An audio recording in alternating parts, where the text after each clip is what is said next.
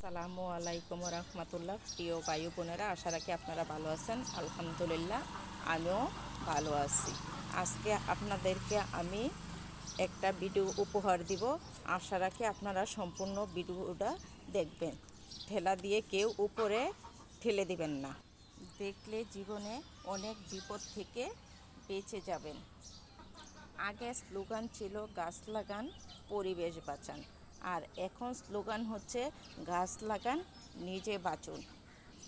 গাছ শুধু মানুষকে অক্সিজেন দেয় তা না, ফুল দেয়, ফল দেয়, ছায়া দেয়, পাশাপাশি মানুষকে চিন্তামুক্ত রাখে। ডাক্তার বলে চিন্তা রোগের কোনো ওষুধ নাই। আমি বলবো চিন্তা রোগের ওষুধ হলো একমাত্র গাছ।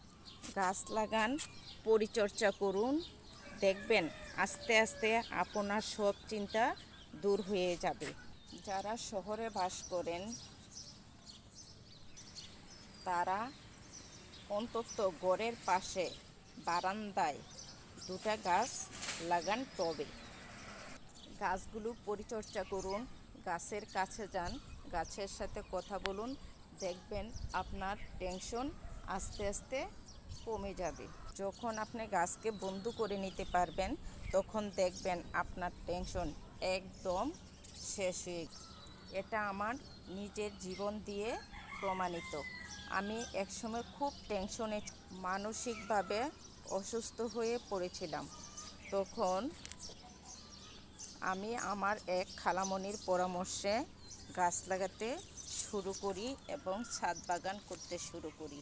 তখন থেকে যখন আমি গাছের পরিচর্যা করি, গাছের যত্ন নিই, গাছের পাশে গিয়ে দাঁড়াই, তো আস্তে আস্তে আমার টেনশনগুলি কমে যায়। আলহামদুলিল্লাহ, এখন আমি পুরোপুরি সুস্থ আছি। আমার কোনো টেনশন নাই এবং মানসিকভাবে আমি কোনোভাবেই অসুস্থ না, এবং পুরোপুরি আমি সুস্থ আছি। এখন আমি 100% গ্যারান্টি সহকারে বলতে পারি, ডাক্তার কবিরাজ যতই বলুক চিন্তা রোগের কোনো ওষুধ নাই, আমি বলবো অবশ্যই চিন্তা রোগের ওষুধ আছে। সেটা হলো গাছ লাগানো এবং গাছের পরিচর্যা করা এবং গাছকে বন্ধু করে নেওয়া।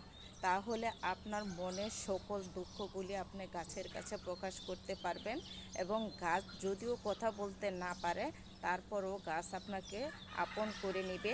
আপনার মনের সকল দুঃখ মুছে গিয়ে আপনি একজন সুস্থ স্বাভাবিক মানুষ ভালোভাবে জীবনযাপন করতে পারবেন।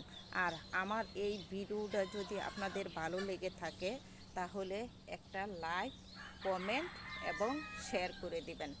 আল্লাহ হাফেজ।